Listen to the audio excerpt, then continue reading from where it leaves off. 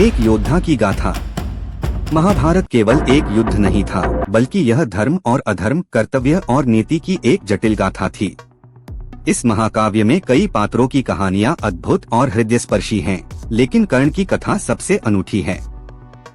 वह सूर्यपुत्र था, परंतु समाज ने उसे सूतपुत्र कहकर तिरस्कृत किया। वह महादानी था, परंतु उसे विश्वासघाती कहा गया। वह वीर था, लेकिन भाग्य ने उसे पराजय का स्वाद चखाया। यह कहानी है कर्ण के अंतिम युद्ध की, जिसमें उसने न केवल अपनी वीरता बल्कि अपनी महानता का अंतिम प्रमाण भी दिया। अध्याय 1, कर्ण का जीवन, संघर्ष और तिरस्कार।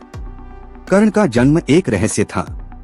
माता कुंती ने देवताओं से वरदान स्वरूप सूर्यदेव से एक पुत्र प्राप्त किया, लेकिन लोकलाज के भय से उन्होंने उसे एक बहते हुए टोकरी में छोड़ दिया। वह टोकरी गंगा में बहती हुई अधिरथ नामक एक सारथी को मिली। अधिरथ और उसकी पत्नी राधा ने कर्ण को अपने पुत्र के रूप में पाला। बाल्यकाल से ही कर्ण असाधारण प्रतिभाशाली था, लेकिन जब वह राजकुमारों के साथ शस्त्र विद्या सीखना चाहता, उसे सूतपुत्र कहकर तिरस्कार किया जाता। गुरु द्रोण ने उसे शिक्षा देने से इनकार कर दिया। तब वह परशुराम के पास गया और स्वयं को ब्राह्मण बताकर विद्या प्राप्त की। लेकिन जब परशुराम को यह सत्य पता चला कि कर्ण क्षत्रिय नहीं बल्कि सूतपुत्र है, तो उन्होंने क्रोधित होकर उसे शाप दे दिया कि वह सबसे आवश्यक समय पर अपने शस्त्र विद्या को भूल जाएगा। यह शाप ही उसके जीवन का सबसे बड़ा दुर्भाग्य बना। अध्याय 2, दुर्योधन का मित्र और महादानी कर्ण। जब कर्ण को गुरु द्रोण और समाज ने अपमानित किया, तो केवल दुर्योधन ने उसे गले लगाया। उसने कर्ण को अंग देश का राजा बना दिया। यह कर्ण के जीवन का सबसे महत्वपूर्ण मोड़ था। उसने दुर्योधन की मित्रता को जीवन भर निभाया, भले ही यह उसे अधर्म की ओर ले गया। कर्ण का एक और रूप था उसकी दानवीरता। वह किसी भी याचक को खाली हाथ नहीं लौटाता था।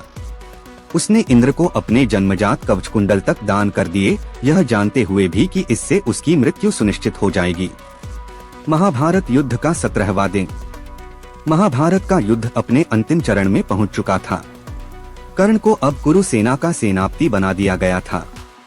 पूरे युद्ध में उसने अर्जुन को टक्कर दी, लेकिन श्री कृष्ण ने हर बार अर्जुन को बचा लिया।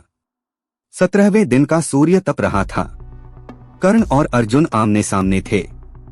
दोनों महारथी अपने संपूर्ण बल और दिव्यास्त्रों से युद्ध कर रहे थे। युद्ध के दौरान अचानक कर्ण का रथ धरती में धंस गया।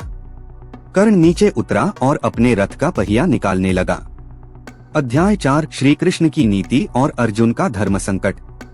कर्ण ने अर्जुन से कहा, हे पार्थ, युद्ध का नियम है कि जब कोई योद्धा निहत्था हो तब उस पर वार नहीं किया जाता। मुझे मेरा रथ सुधारने दो, फिर हम युद्ध जारी रखेंगे। अर्जुन धर्म संकट में पड़ गए। श्री कृष्ण ने उनकी उलझन देखी और मुस्कुराते हुए बोले, हे पार्थ, क्या कर्ण ने यह धर्म याद रखा था जब अभिमन्यु निहत्था था?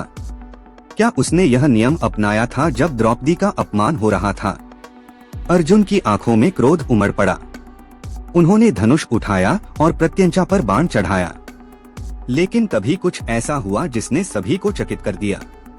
अध्याय 5, देवराज इंद्र का आगमन, कर्ण का अंतिम दान।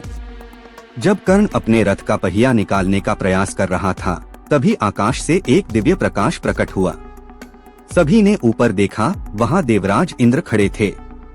इंद्र ने कर्ण से कहा, हे कर्ण, तुमने जीवन भर दानवीरता निभाई है। क्या तुम अपने अंतिम क्षणों में भी दान देने के लिए तैयार हो?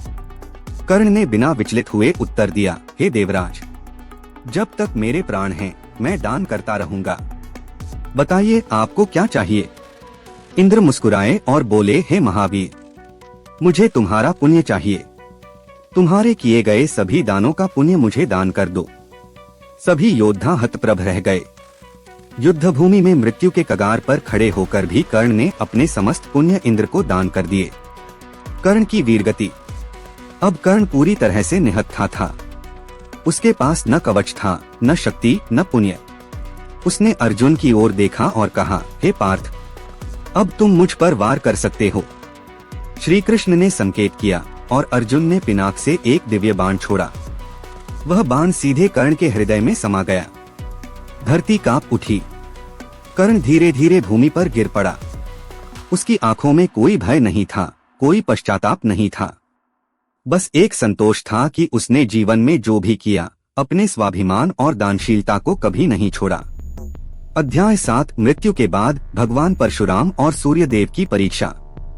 जब कर्ण की आत्मा उसके शरीर से निकली, तब भगवान परशुराम और सूर्यदेव उसके सामने प्रकट हुए। परशुराम बोले, हे कर्ण, तुमने मेरे दिए गए शस्त्र को भूलने के शाप के बावजूद वीरगति प्राप्त की। तुम महान हो। सूर्यदेव ने उसे आशीर्वाद देते हुए कहा, हे पुत्र, अब स्वर्ग तुम्हारा स्वागत करेगा। तुम्हारी महानता युगों युगों तक याद रखी जाएगी। उपसंहार। कर्ण की गाथा अमर है। कर्ण केवल एक योद्धा नहीं था, वह एक आदर्श था। उसकी दानवीरता, उसकी मित्रता और उसका बलिदान महाभारत की सबसे प्रेरणादायक कहानियों में से एक है। आज भी जब कोई सच्चे दिल से दान करता है तो उसे दानवीर कर्ण की उपाधि दी जाती है। यही उसकी अमरता का प्रमाण है।